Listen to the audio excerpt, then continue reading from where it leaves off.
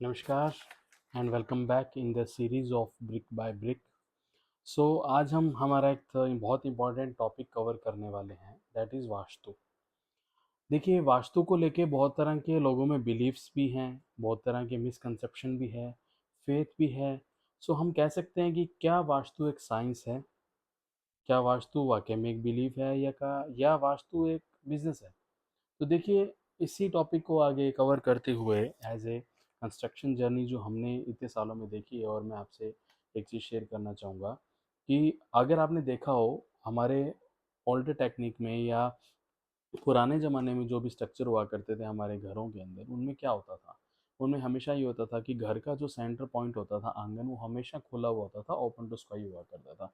और उसके चारों तरफ वॉल्स हुआ करती थी, यानी कि रूम्स हुआ करते थे। उसका पर्पज़ ये था कि हमेशा जो एयर एंड सन का सर्कुलेशन है वो हमेशा आता और निकल जाता। सो उसी तरह से नेगेटिव एनर्जी कभी भी घर में रह ही नहीं सकती थी। और वास्तु भी एक एनर्जी है, हमें उसे एक एज ए एनर्जी कंसीडर करना चाहिए, ना कि किसी भी तरह का मिथ या मिसकंसेप्शन। एनर्जी अगर नेगेटिव है और वो स्टोर रहेगी तो वो हमेशा हमारे लिए नुकसानदायक होगी, और एनर्जी अगर पॉजिटिव है तो यस हम उसे रखेंगे। तो इसी चीज़ के अंदर कुछ एक बेसिक्स थे, हैं भी, जो कि जैसा कि आप सब जानते हैं कि लाइक मॉर्निंग सनलाइट अगर ईस्ट से आएगी, that will be great for bedrooms. South facing अगर विंडोज़ होगी तो वो हीटअप होगी, यस डेफिनेटली।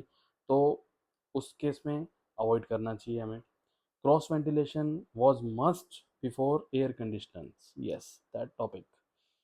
क्रॉस वेंटिलेशन हमेशा से ही बहुत टाइम पहले अगर आपने देखा होगा या पुराने किसी भी तरह के स्कल्पचर्स को देखा होगा, तो राजा महाराजाओं के टाइम भी क्रॉस वेंटिलेशन को हमेशा कंसीडर किया जाता था। और उस टाइम एसी नहीं हुआ करते थे, तो आज अगर एसी है तो हम यूजुअली गेट क्लोज कर देते हैं क्योंकि उसकी कूलिंग बाहर नहीं जाए। बट क्रॉस वेंटिलेशन बिना एसी के बहुत ज़्यादा नीडफुल था। ठीक है, इसी के साथ एक मैं आपको एक चीज़ बताता हूँ जो डेटा मेरे पास आया। Many buyer reject non vastu homes even if they are well designed. Why? Okay, architect often have to redesign plans for fit vastu, non functionality नहीं होना चाहिए।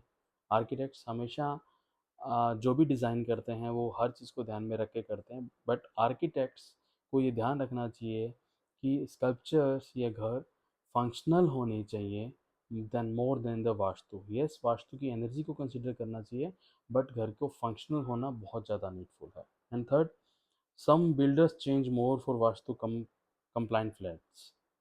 अगर बिल्डर वास्तु के लिए, वास्तु को कंप्लाइंस को पॉजिटिव करने के लिए अगर इस तरह के चेंजेस करता है जो फंक्शनल नहीं है, सो वाई? जैसा ये एक स्टडी कहती है कि अगर घर में एयर सर्कुलेशन प्रॉपर है, घर में सनलाइट का प्रॉपर आना और जाना है, आप उस घर में कभी बीमारियां नहीं लग सकती।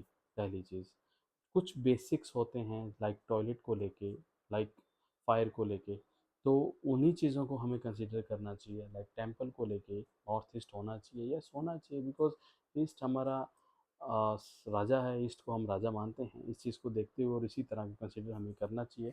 तो मेरे हिसाब से मैं ये कहूँगा, मेरे हिसाब से कंक्लूजन है कि अगर हम आज के ज़माने में modern science and modern construction technique को फॉलो करें, तो उसमें मैं कहूँगा कि घर जितना फंक्शनल होगा उतना अच्छा। वास्तु के लिए मैं ये कहूँगा कि घर में जितनी पॉजिटिव एनर्जी यानी सनलाइट का आना और जाना, और जितना एयर सर्कुलेशन प्रॉपर रहेगा, वो घर उतना ही वास्तु फ्रेंडली होगा और एनर्जी एफिशिएंट होगा। उस घर में आपको कभी भी बीमारियाँ नहीं लगेगी और आपको किसी भी तरह की प्रॉब्लम उस घर में नहीं आ सकती। Thank you so much for this